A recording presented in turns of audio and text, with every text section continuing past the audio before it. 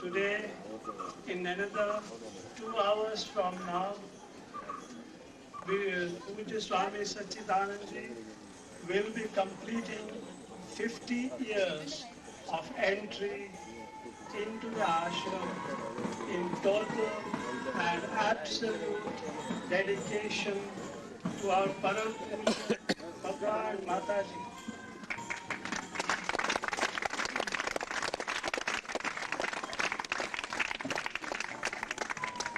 It was just before twilight on 26th January 1949 that Pujya Swamiji, clad in a dhoti and a jubba and the inevitable scarf on his shoulder, around his neck, walked into the ashram gates.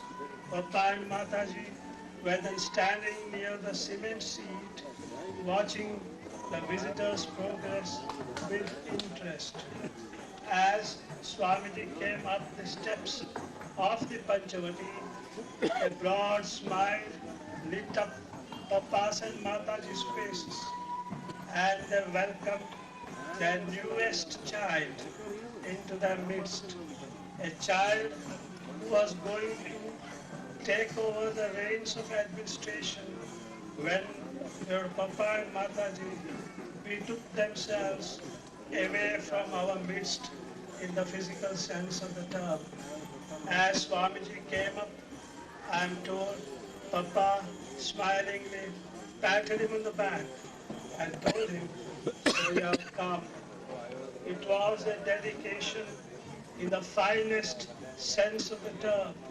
It was a dedication that left nothing to doubt, nothing to question. Swamiji turned his back on the world that he had till then called his own and gave himself up, heart, body and soul, to beloved Papa and Mataji in their service, no matter what that service would be. Swamiji once was telling us that one of the first jobs that Papa assigned him was to work in the office, in the accounts department, and then in the Udyog to straighten the accounts there. Thus, slowly and gradually, Swamiji's scope of activities increased. The first time Papa and Mataji went on a tour after a long time, that was in June 1949. At that time it was just 5 or 6 months since Swamiji had come to live here for good. Papa and Mataji decided that to leave the administration of the ashram in the hands of Swamiji, because everything would go right. And after 3 months when Papa came back, and soon after when Papa and Mataji again decided to go on a tour, they decided to take Swamiji with them. The rest is history. Swamiji was told by Papa to take sannyas, even though Mataji was not very much happy about it, because she felt that Swamiji could attain all that he ultimately did in the presence of Papa and serving him here. But Papa's will prevailed, as it always does.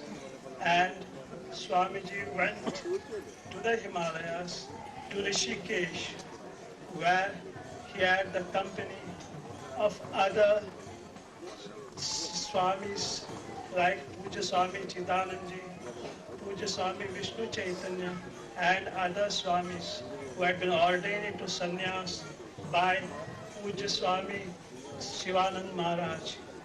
8 months later, Lord Papa chose to call Swamiji back into service, back into our world, back into our midst. Since then, Swamiji has been with us, and we gratefully and most humbly acknowledge to beloved Papa and Mataji this unique gift that they have given to us to honor, to cherish, and to look after. So, on this day of days, on this thrice blessed day, let us observe this day as a day of thanksgiving to Papa and Mataji for giving us a Satchidananda.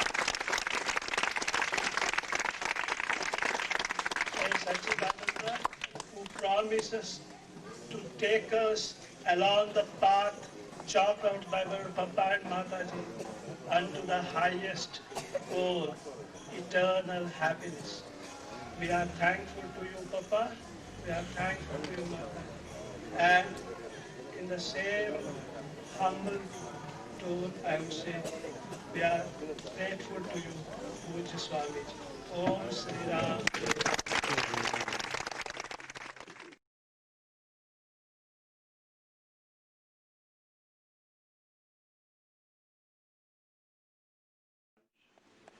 Was very anxious that I should talk a few words to you all about Pujya Mataji.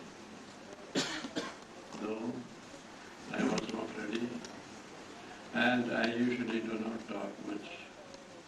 I was not prepared for it. However, as Swamiji is anxious, I am sure he will talk through me.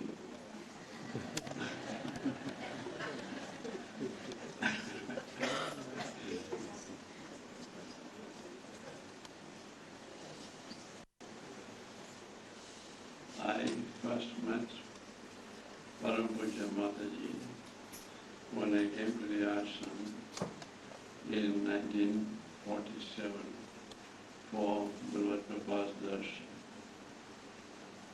I had just had that darshan and didn't talk to her much. But when I came for good in 1949, January,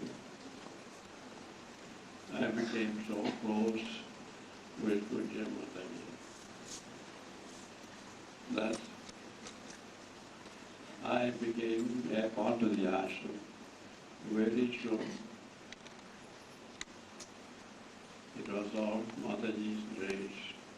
She accepted me as a child immediately, and I felt that I had come to my real home and met my real mother.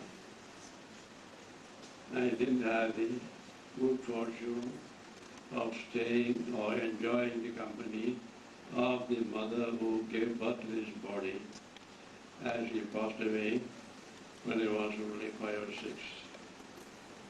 Afterwards, some others took care of me, but real mother I found only after coming to the ashram.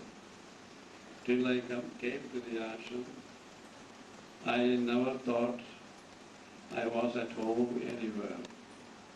This aspect I had mentioned many times to our friends.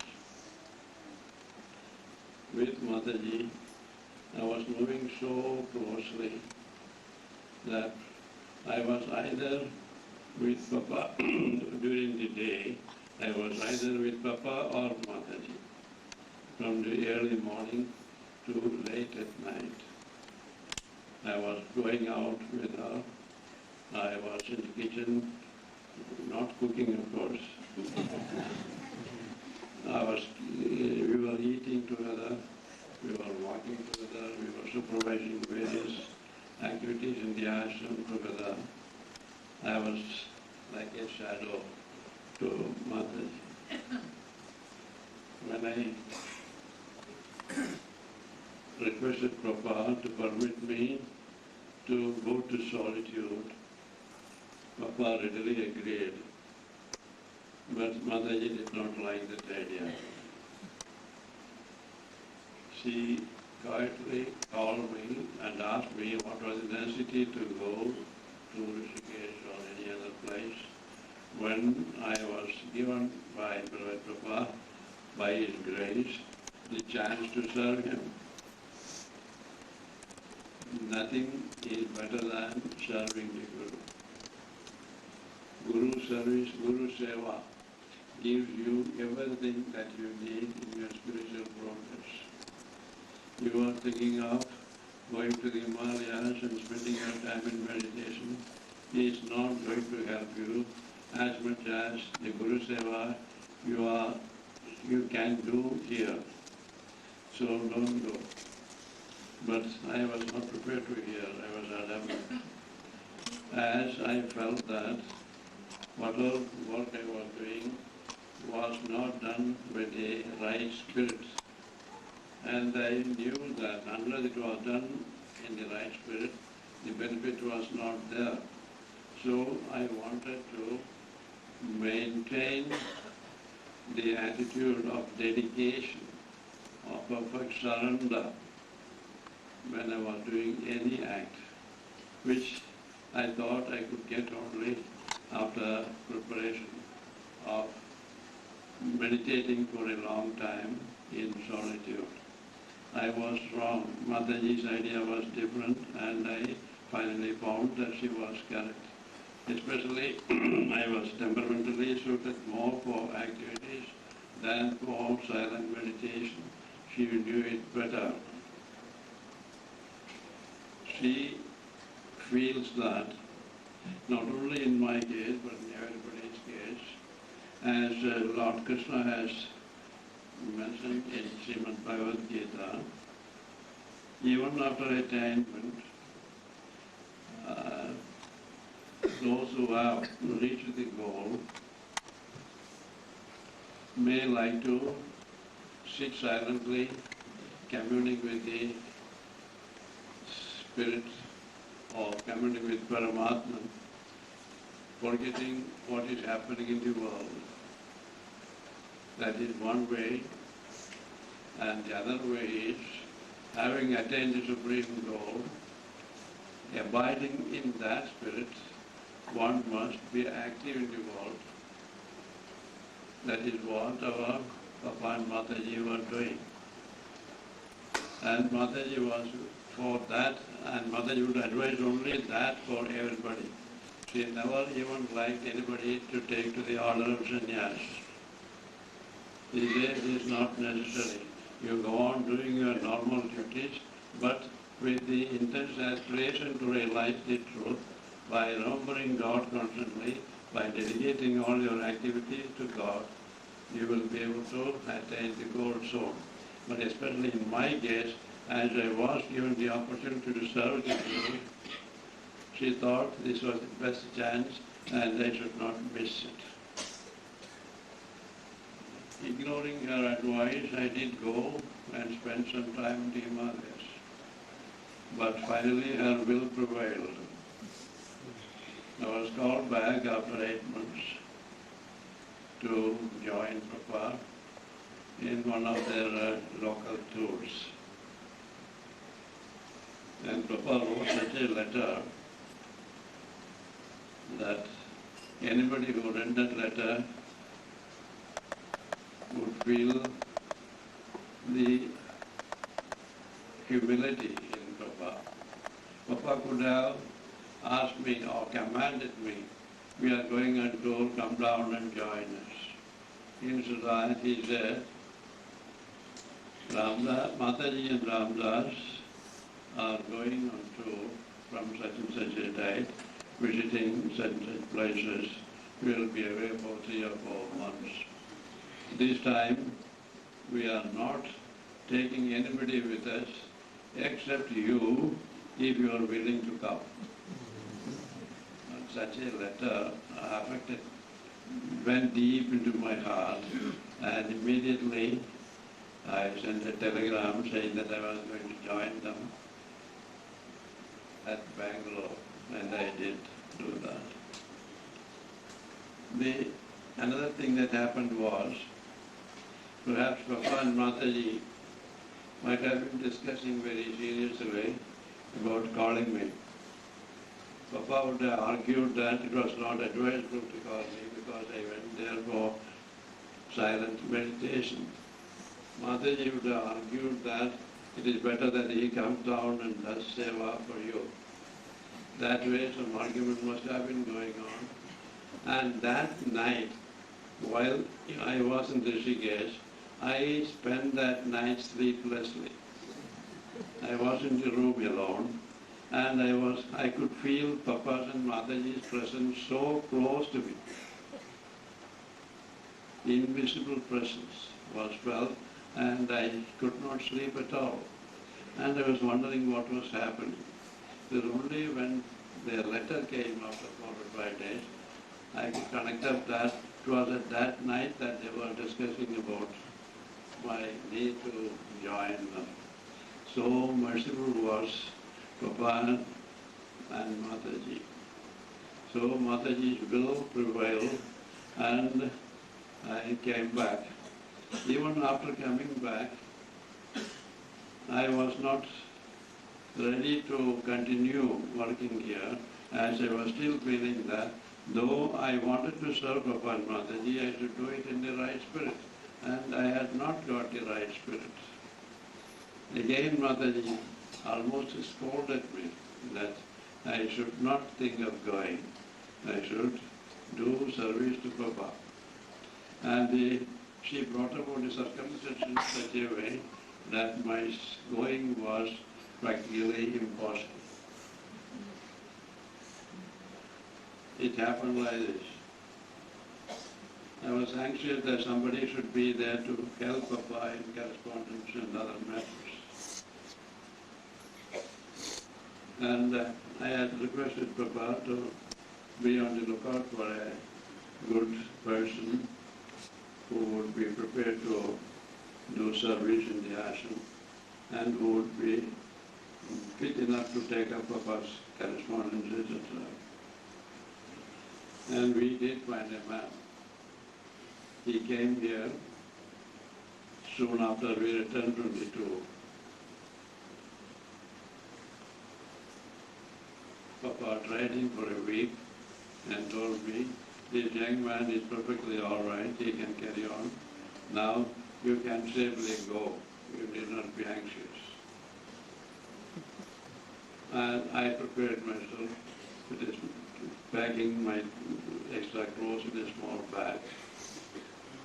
I was to go on a particular morning.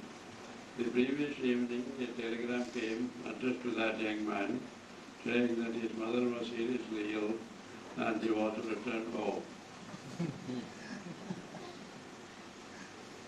And by the train I was to leave, he left.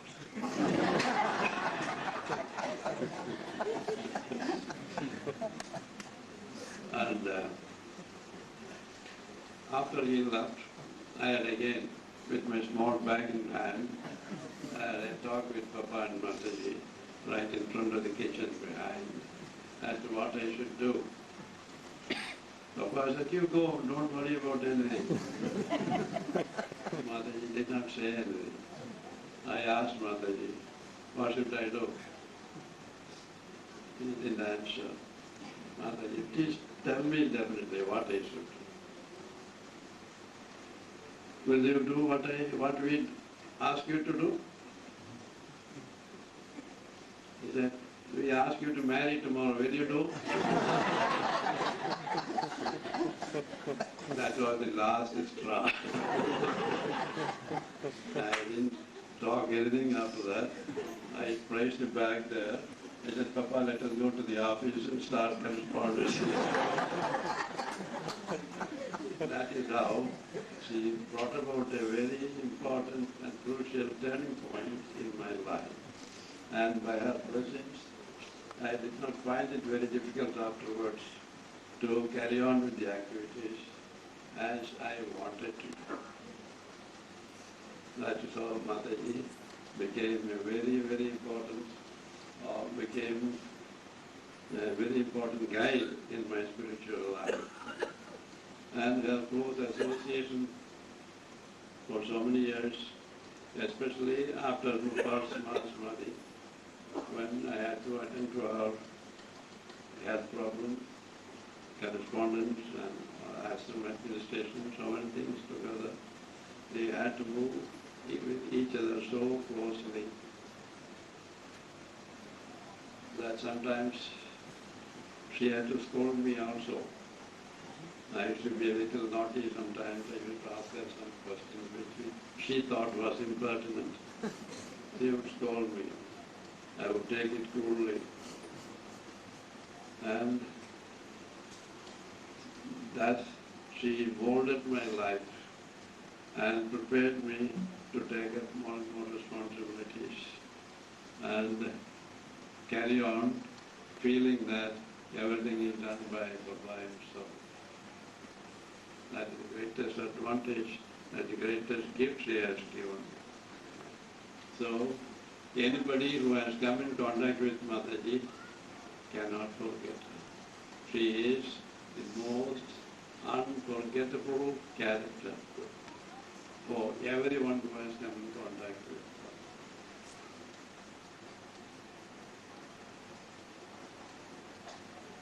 her. Even after 10 years of our Mahasamadhi, there are moments, we can say that no moment we feel the absence of her presence here. She is very much present here, and I even sometimes come here feeling that she is sitting in that room, expecting to meet her here. That feeling even comes. So she is very much here, and she is very much watching over us, guiding us. But knowing this, what we have to do is to do what she would have liked us to do.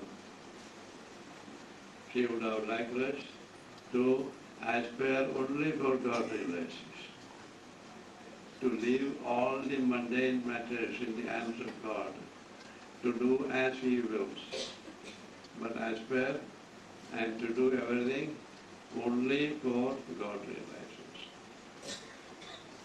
We may think of Mataji, we may appreciate all her acts, we may say she is very charitable, she is very loving, her Guru Seva is exemplary and all that. But are we trying to emulate those things that she was doing? We are not. We are only, as she used to say very often, you all come here to give such certificates. That Mataji is so great and so on and so forth. That is not sufficient. We must understand what she was doing and try to do exactly what she was doing, with what attitude she was doing things. Not that we should imitate her. We must become all Mataji herself. That is, we must be so pure, we must be so loving, we must be so, serviceable to others. We must do everything as she was doing. She used to say simple things to, especially mothers who are coming to her. Do not exchange your old clothes, old saris, old pants and coats for vessels, which mothers used to do in their houses. The hawkers used to come and they would bring vessels, give them in exchange for old clothes. Mataji hated that idea very much. Say, why do you want to make money like that? You old clothes, you gave it to poor people who have nothing to wear. At least gain some punya on that account. And to men she would say, don't hoard money. Hoarding is no good. You are not going to enjoy it. You keep as much as you need for your expenses. If you are a retired man, keep as much money in your bank, the interest of which will be sufficient for your expenses. Even keep double that amount and give away in charity whatever remains after that. People are not prepared for that.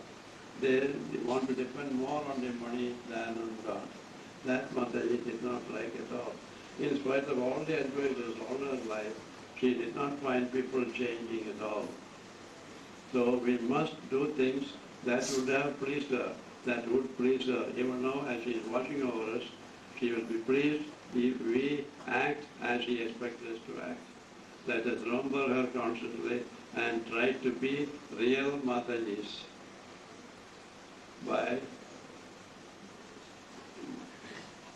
real Matajis. In what way?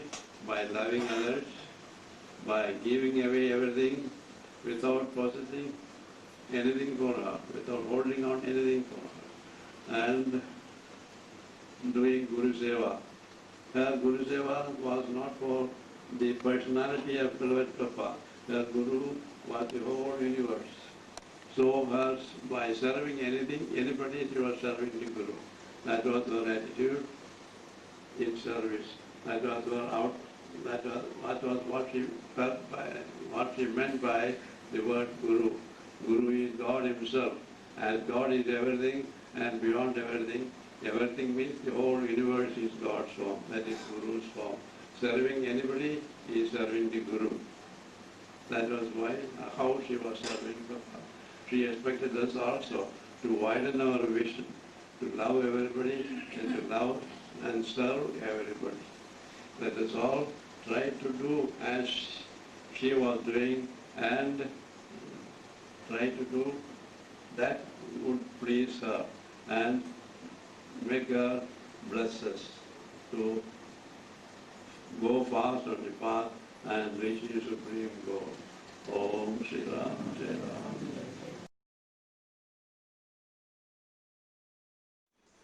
Swamiji, what is meant by God realization?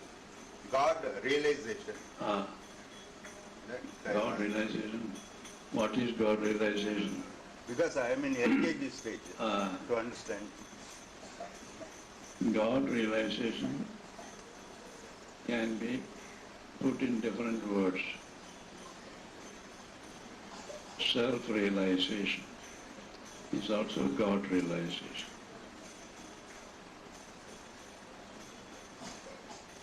First of all, we are all feeling that we are only this body. Though this expression is very often used, we really don't mean it. We don't consider something separate from the body, mind and intellect.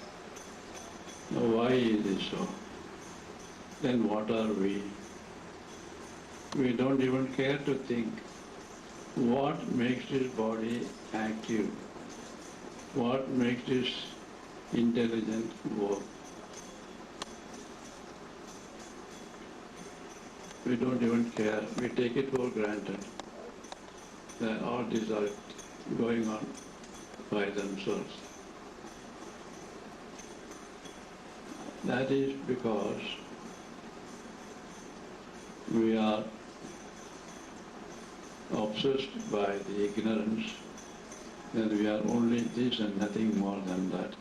We are only the body, mind, intellect and nothing more than that. We do not even care or know what we really are. We have forgotten our true being and existence. Again the question makes, why should we forget our true being and existence? That is because of ignorance. Somehow, ignorance has caught hold of us and has made us forget our true being. Really, our true being is pure spirit, pure Atma, the all-pervading, all-powerful reality. Forgetting our true being, we identify ourselves with this body, which is perishable. And when this body has some illness, we say we are sick.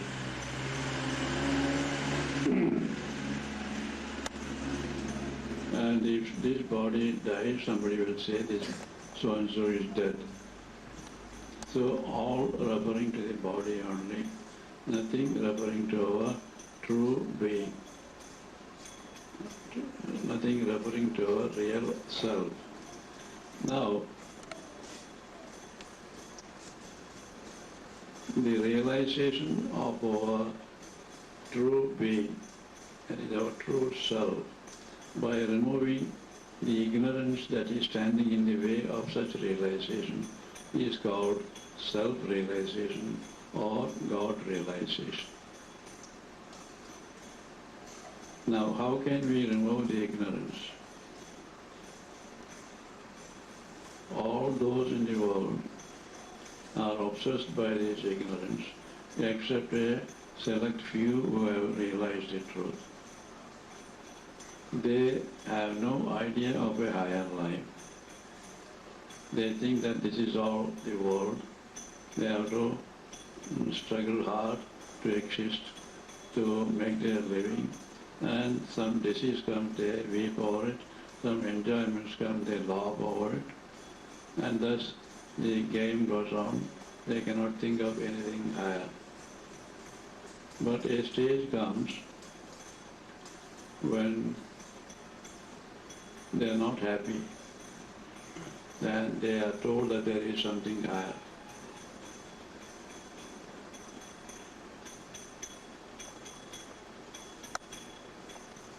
Then the struggle for him begins to get that something higher, more than what the world can give him. He struggles hard. He tries to find out persons who can guide him. He goes and asks many people, how can I get something higher than this? They say, what do you talk about? So rot. There is nothing higher than this.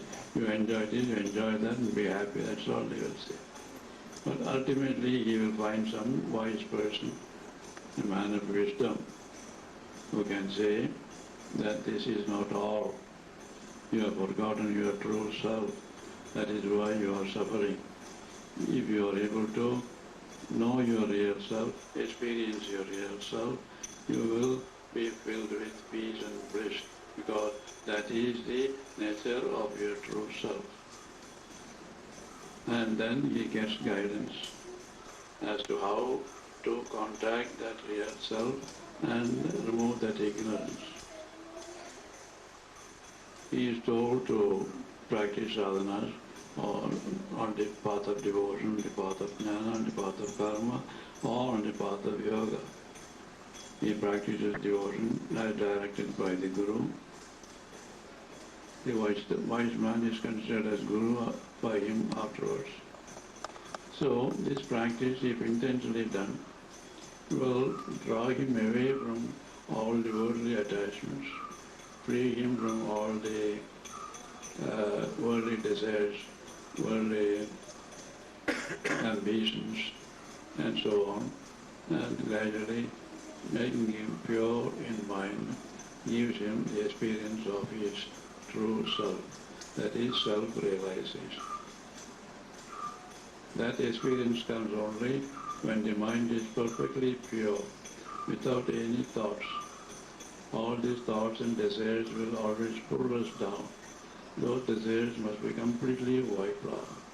All our vasanas, the effects of our previous actions and desires, must be completely washed off by our spiritual practices.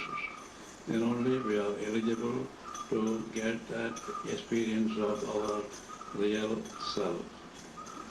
Before we get that experience, we are told to sit in meditation, think of that self, take our mind away from all worldly thoughts and forms. The mind is made still.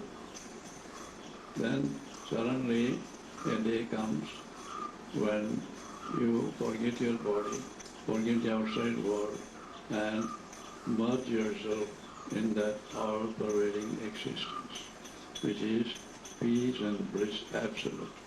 That is the only existence. There you lose the sense of I and mine.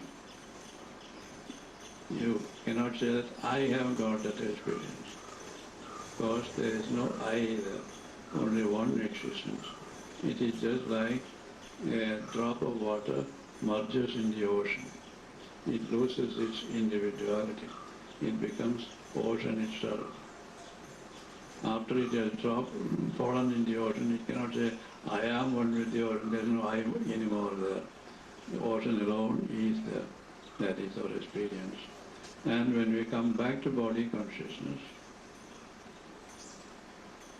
and if anybody asks who you are, we will be able to say, I am the all-pervading existence, all-pervading Atma, all-pervading Spirit, and my body is the universe. Whole body is my universe. All these names and forms are myself. That's a very blissful experience. That is God realization.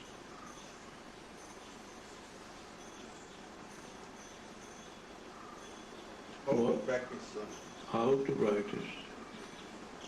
How to, so many ways are there. What Papa has given us, Ramna, go on chanting Ramna.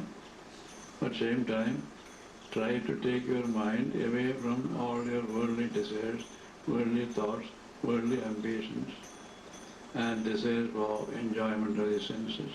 Then only you can keep your mind centered on God. Then only your aspiration to realize God will increase more and more, and a stage will come when you feel you have nothing to do with the world.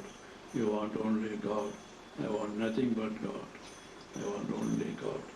In that stage you have to work for some time, doing intense sadhana. Sadhana is only remembrance of God, by whatever method you may employ. Papa's way is chanting Ramna. Chanting Ramna and try to see everybody in the world, everything in the world as manifestation of God. And also feel that whatever happens in the world happens by the will of God. These three things will keep you always in tune with God. Suppose you are in your puja room chanting Ramna for some time. Then your mind is with God. Mind is concentrating on God. Now when you come out of the puja room, you must not lose that touch with God. When you open your eyes and come out of your room, you see so many things, diverse things, all which are distractions to the mind that was concentrating on God. But now the practice must be to feel or to see all these forms as manifestations of God. By that way, you will not lose connection with God. See, suppose you come out of the room and see a man standing there. Must be able to say, oh, this is also a manifestation of God. God has come in this form. You see a tree, oh, can say this is also a form of God. Like that, you must be able to look at everything as forms of God. And also, so many things are happening in the world. Just before you see something happening. You must not be troubled by that. You must not be disturbed by that. You must be able to feel that whatever happens, happens by the will of God only. You do not blame any person, or you do not blame or praise any person for the bad or good done by him or her, because you will not be able to accept that everybody does things prompted by God's will, God's power. Individuals are not responsible for what they are doing. It is only God who is working through them.